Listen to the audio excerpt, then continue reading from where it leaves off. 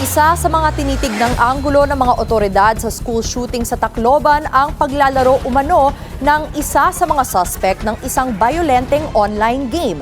Ano nga ba ang papel ng mga magulang para maprotektahan ang kanilang mga anak mula sa impluwensya nito? Yan ang agenda report ni Pierre Pastor.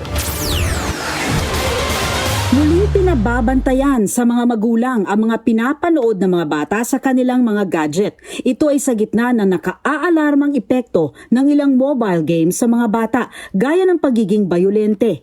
Para maprotektahan ang mga anak, makatutulong ang ilang tips mula sa anti-cybercrime experts at DOH. Una, iset ang device sa kid-restricted mode para automatic na naka-filter ang videos, search results at apps. I-activate ang privacy settings sa lahat ng apps para naka-private ang profile, naka-off ang location at hindi pwedeng mag-message ang strangers. Gamitin ang parental controls para ma-block ang mga unsafe content tulad ng adult websites.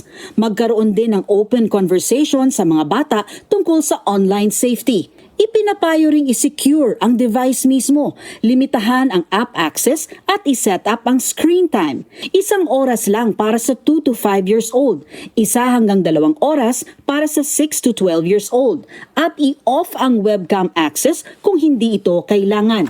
I-report agad sa PNP Anti-Cybercrime Group kapag may nakitang delikadong content o online predator. Para sa agenda, Pierre Pastor, Billionaire News Channel.